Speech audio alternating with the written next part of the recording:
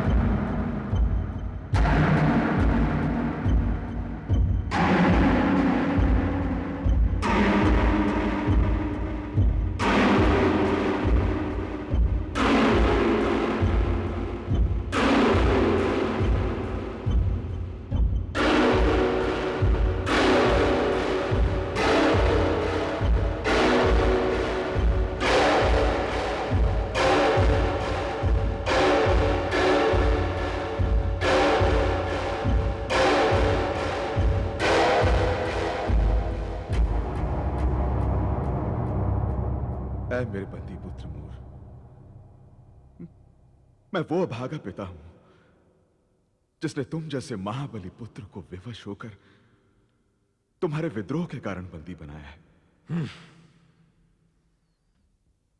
ओ विराट व्यक्तिवान योद्धा, तुम्हारा क्रोध समस्त ज्वालामुखियों के समूचे संग्रह का भंडार है।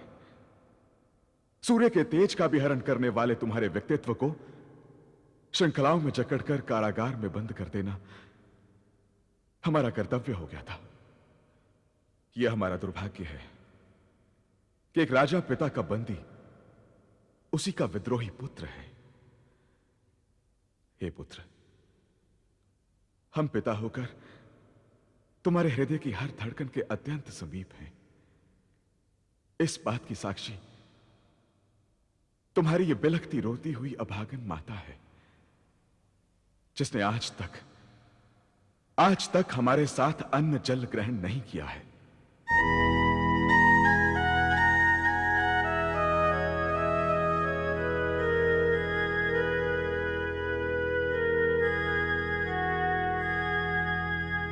परंतु दूसरी ओर हम एक राजा भी हैं। एक राजा के विद्रोह के बंदी के रूप में हम और तुम दो असमानांतर रेखाएं हैं जो एक दूसरे की विरोधी दिशाओं में चल रही हैं। अब इन दूरियों को हम कैसे दूर करें, तुम ही बताओ पुत्र।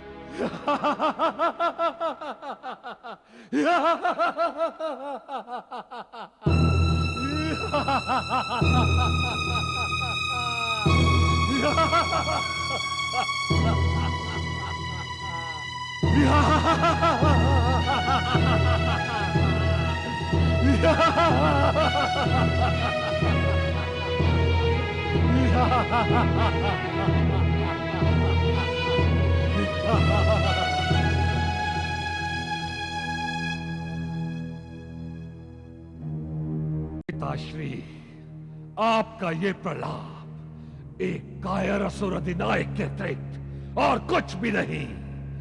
ये एक ऐसी अधीन भावहीन रोना है जो मूल दायित्व के चट्टान जैसे हृदय को प्रभावित नहीं कर सकता।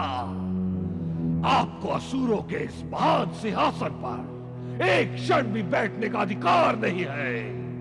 आप जैसे राजा के नेतृत्व में ही इन समस्त असुरों को गौरव रहित पाताल की यात्रा करनी पड़ी है।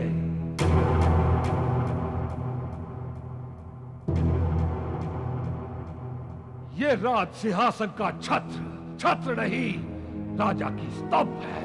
ये छत्र राज सिंहासन पर आसीन राजा को सुख की छांव देने के लिए नहीं लगाया गया है, बल्कि ये छत्र राजा के अधीन जीने वाली प्रजा की सुरक्षा का प्रतीक है। आप जैसे सुख भोगी राजाओं ने इस छत्र को खिलौना बनाकर इसकी महान गरिमा को अपमानित किया है, कलंकित किया है।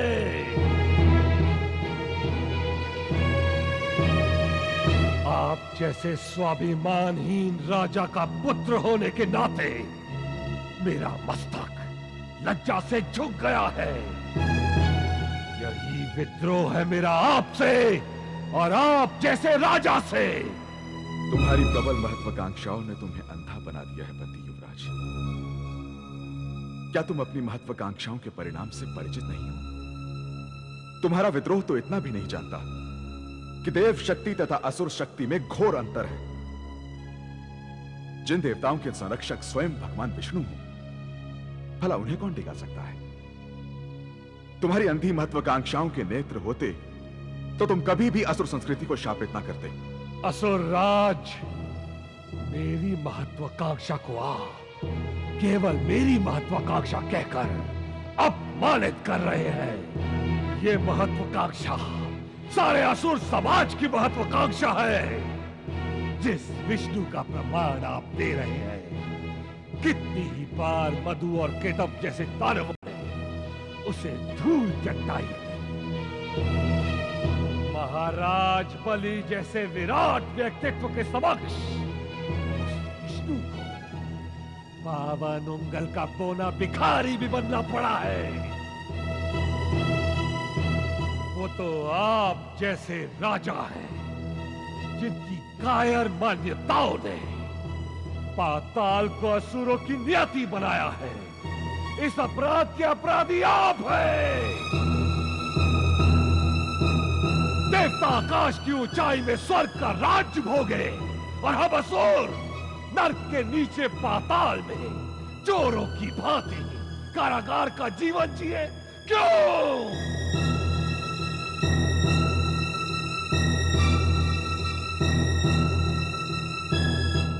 है आपके पास इसका कोई उत्तर?